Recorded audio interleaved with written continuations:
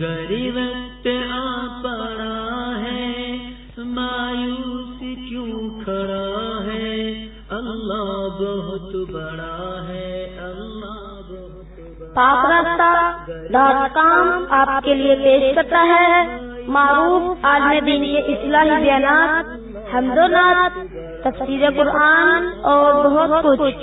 سننے اور down load کرنے کے لیے ایک مقبول ویب سائٹ www.pakrasta.com۔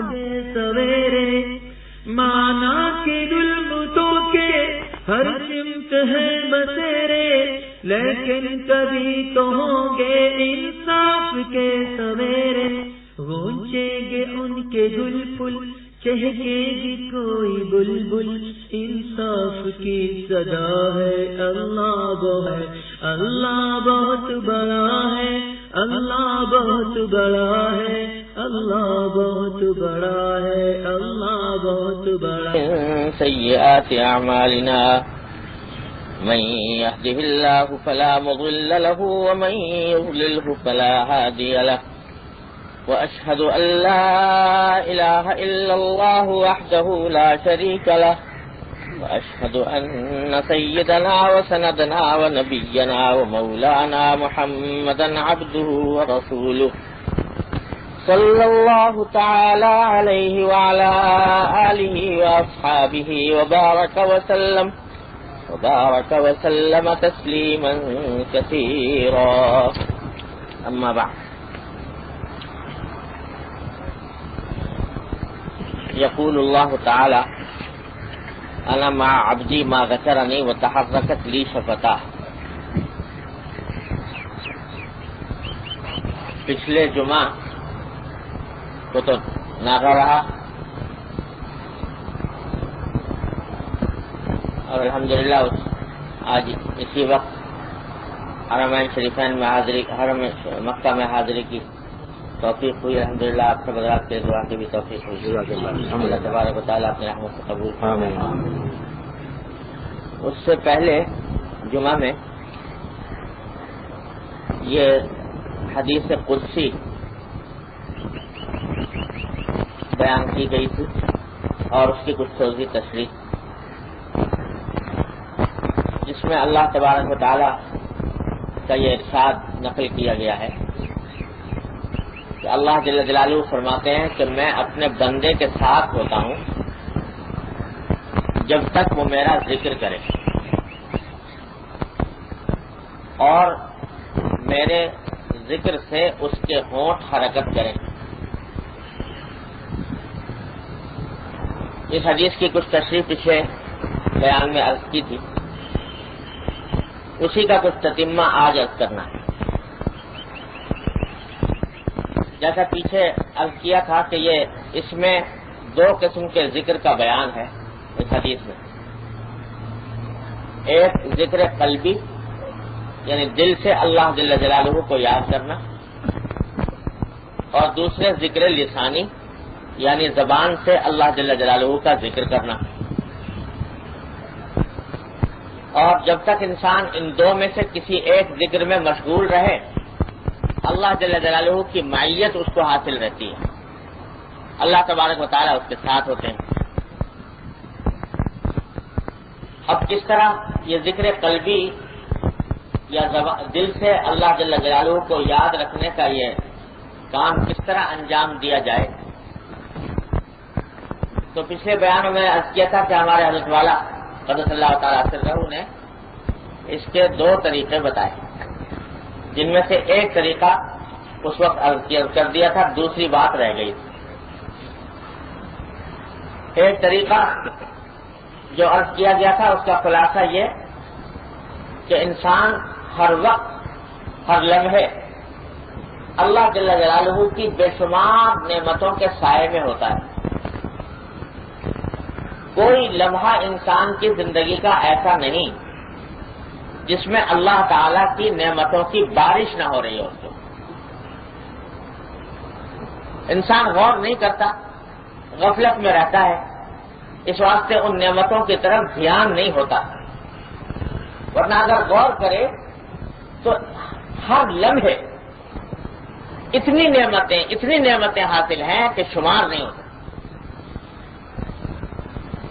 یہاں تک کہ وہ لمحات بھی جن میں انسان کو کوئی تکلیف ہو، فرض کرو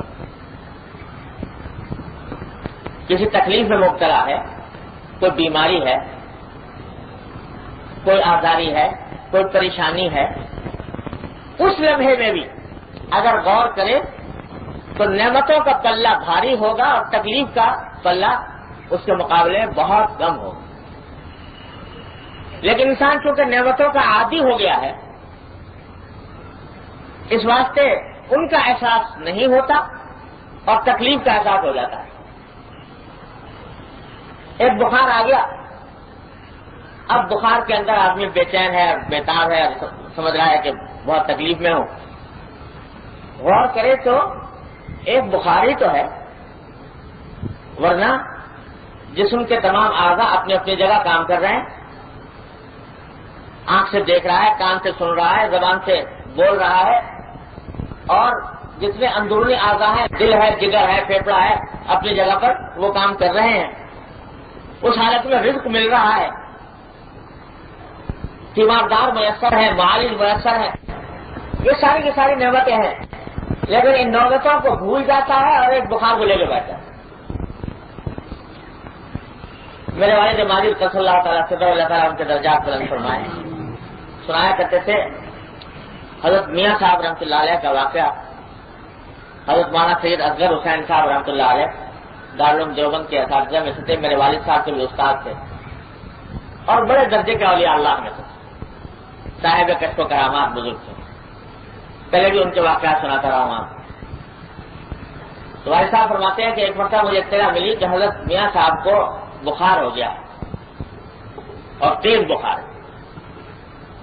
تو میں عیادت کے لیے حاضر ہوا، تو جا کر دیکھا تو بخار میں تپ رہے تھے، اور جیسے بخار میں ایک ہیجان کی سی کیفیت ہوتی ہے وہ کیفیت تھی. تو جا کر میں نے سلام عرض کیا اور سلام کے بعد پوچھا کہ حضرت کیسے مزاج ہیں؟ تو الحمدللہ بہت اچھا ہوں، الحمدللہ دل صحیح کام کر رہا ہے، جگر صحیح کام کر رہا ہے، الحمدللہ آنکھیں صحیح کام کر رہی ہیں، کان صحیح کام کر رہے ہیں، آنکھ زبان صحیح کام کر رہی ہے. اللہ تعالیٰ کی جتنی تکلیفیں نہیں تھیں ان کو گنا دیا پہلے، اور پھر فرمایا کہ وہاں بخار ہے، الحمدللہ اللہ تعالیٰ اس کو بھی ٹھیک کر دیں گے. جن کو اللہ تبارک و تعالیٰ نگاہ بینا عطا فرماتے ہیں تو ان کی نگاہ اللہ جل جلالہ کی نعمتوں پر زیادہ ہوتی ہے اور مصیبت اور تکلیف پر نگاہ کم جاتی ہے. وہ جانتے ہیں کہ اس تکلیف کے اندر بھی اللہ تبارک و تعالیٰ کی بے شمار نعمتیں پنہاں ہیں، ان کا شکر ادا کرتے ہیں. تو اگر آدمی تکلیف کی حالت میں بھی دیکھے تو اللہ تعالیٰ کی بے شمار نعمتوں کا مورد ہوتا ہے اس وقت میں. بلکہ اگر اور غور کی نظر سے دیکھے تو حقیقت تو یہ ہے کہ تکلیف بھی ایک نعمت ہے. ہم کمزور ہیں، اس واسطے تکلیف مانگنی نہیں چاہیے، لیکن اگر دیکھا جائے تو یہ بھی در حقیقت کرم ہی کا ایک عنوان ہے، رحمت ہی کی ایک شکل ہے جو کبھی تکلیف کی شکل میں آ جاتی ہے. کیونکہ تکلیف معالے کا انسان کے لیے مغفرت کا سبب بنتی ہے، گناہوں کی معافی کا سبب بنتی ہے، درجات کی بلندی کا سبب بنتی ہے. اس کے ذریعے انسان کے روحانی مدارج میں ترقی ہوتی ہے اور نہ جانے کتنے فوائد اس کو حاصل ہوتے ہیں. اگر انسان ساری عمر کبھی بیمار نہ ہو تو اس کے نتیجے میں بعض اوقات انسان فرعون بن جاتا ہے. بیماری میں انسان کو اپنی حقیقت کا کچھ پتہ لگتا ہے. جب تک بیمار نہیں ہے، تندرست ہے، ہاتھ پاؤں چل رہے ہیں اور سارے کام انجام پا رہے ہیں تو اکڑتا ہوا چلتا ہے، تکبر میں ابتلا ہوتا ہے، ہم چما دیگر انیس کے نعرے لگاتا ہے اور اپنے برابر کسی کو سمجھتا ہی نہیں. جب بیماری آتی ہے تو اس سے پتہ چلتا ہے کہ میں کتنا بے حقیقت ہوں، کتنا بے بس ہوں. تو اپنی حقیقت کا اعتراف کرانے کے لیے، اپنی حقیقت کا ادراک کرانے کے لیے یہ بیماری بڑی نعمت ہے. جب تک بیمار نہیں تو اس وقت تک آدمی نہ جانے کتنی برائیاں مارتا ہے، شیخیاں بناتا ہے، اپنے آپ کو یعنی کیا کچھ سمجھتا ہے. بیماری آتی ہے تو پتا لگتا ہے کہ میں کتنا بے حقیقت. تو وہ تواضع پیدا کرتی ہے انسان کے اندر، اپنی حقیقت کا ادراک کرتی ہے. یہی وجہ ہے کہ حضور اقدس صلی اللہ علیہ وسلم نے اس بات کو پسند نہیں فرمایا کہ ساری عمر کبھی بیماری نہ آئے.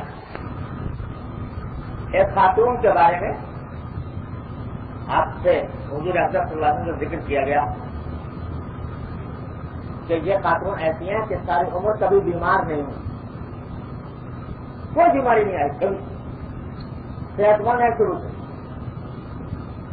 تو حضرت صلی اللہ علیہ وسلم نے فرمایا کہ یہ بات تو کوئی اچھی علامت ہے کہ کبھی بیماری نہ ہوئی. تو کبھی کبھی بیماری کا آ جانا یہ بھی در حقیقت اللہ جل جلالہ کی نعمت ہے. ہم چونکہ کمزور ہیں اس بات سے اس کو تکلیف ہو رہی ہے. اور مجھے اپنے والد ہماری رسول اللہ صلی اللہ علیہ وسلم کی بات پھر یاد آ گئی. ایک مرتبہ بہت ہی شدید تکلیف میں تھے، کئی تکلیفوں کا مجموعہ، دل کی تکلیف اور جسم کے اوپر وہ سنسیاں نکل آتی ہیں اور پیس کہلاتی ہیں وہ نکلی ہوئی تھی، اس کی تکلیف، پاؤں میں نکرس کا درد تھا اور نواسیر کی بھی تکلیف. 4-5 تکلیفیں بڑی شدت کی جمع تھی. اور اسی حالت میں، اسی سخت تکلیف کی حالت میں جوان بیٹے کے انتقال کی اطلاع ملی. میرے سب سے بڑے بھائی بہنوں ان کے انتقال کی اطلاع ملی. تو جسمانی تکلیف تھی اور صدمہ بھی. اس حالت میں ایک مرتبہ لیتے ہوئے تو منہ سے یہ نکلا یا اللہ رحم فرما، یا اللہ رحم فرما، یہ جملہ زبان سے نکلا. پھر فوراً ہی فرمایا کہ یہ میں نے کیا کہہ دیا، یا اللہ رحم فرما. یہ بظاہر اس جملے سے یوں معلوم ہوتا ہے کہ گویا اللہ تعالیٰ ابھی تک رحم نہیں فرما رہے.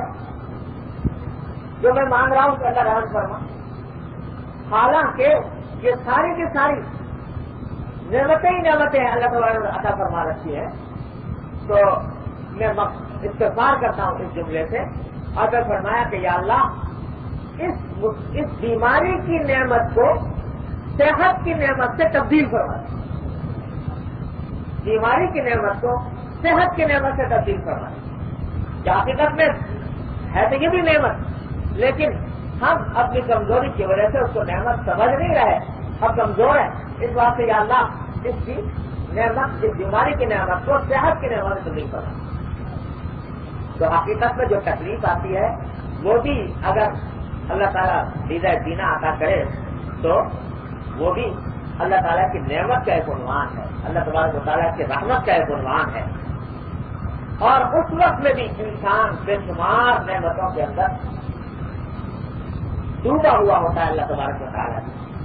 تو ہمارے حضرت فرماتے ہیں کہ جس حال میں بھی انسان ہے اس کی عادت ڈالے کہ اپنی نعمتوں کو شمار کرے اور شمار کر کے ان کا تصور کر کے اللہ جل جلالہ کی ان نعمتوں کا شکر ادا کریں.